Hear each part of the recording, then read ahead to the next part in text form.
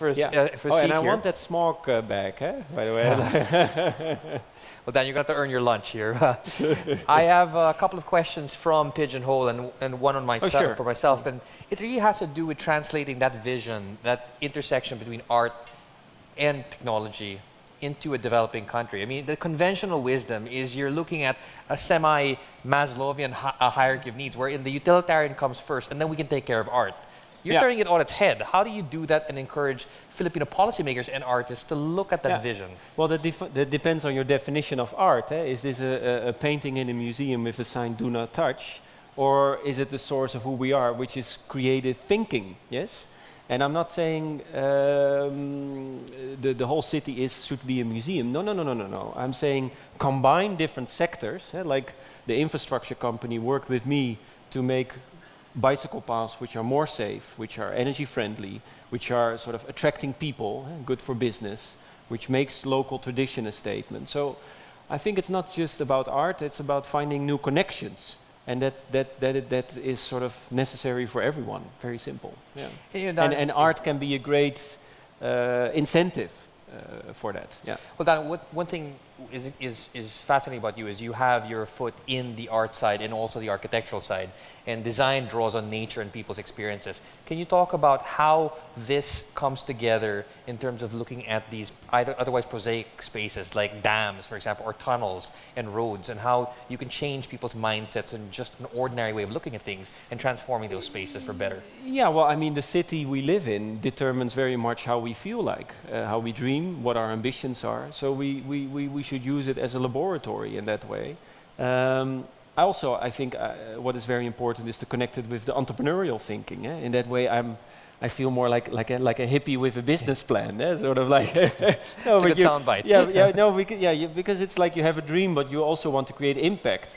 And public space is, I think, one of the most important places to start, because it's the place that everybody uses, but nobody really cares about yet. And I'm scared that we grow up in a world where everybody thinks, where most people think everything has a download button, because we're so screen-oriented, instead that we look around and find connection with the people around us. So sometimes that makes me sad. Well, you know, this connects to my last question, which is basically about how your vision translates into how art makes a difference in people's lives. I mean, we're looking here at yourself. You come from the land of Rembrandt, Rubens, and Vermeer, and yet you're using technology. The funny thing about that is you're actually using biomimicry, learning from nature, and that's an incentive to actually preserve nature. Yeah. Can you tell us about how that converges in terms of the mind of a policymaker to get people to preserve the environment so they can draw from these ideas better? Yeah, it's a good question, because nature in city is not just more trees or grass on roofs. It's about finding principles in nature and sort of learning from them to make our cities human again. So, for example, if you look at a firefly or a jellyfish, it emits its own light. It's like, whoa, it doesn't have a maintenance contract or a fossil or electric fuel, or it's like. And so what can we learn from that? And you see the new scientists and the new technology popping up in that field. There is so much wisdom in there. And I'm not saying that in a sort of hippie green flower power way, but true knowledge is there to be discovered. And to be honest, the things I showed you are just in the early phases of realizing that surface of nature. We haven't even scratched the surface yet, have we? Absolutely. And to find the sort of symbiotic relationship between our desires, our ambitions, our ego, and planet Earth is about doing more, not about doing less.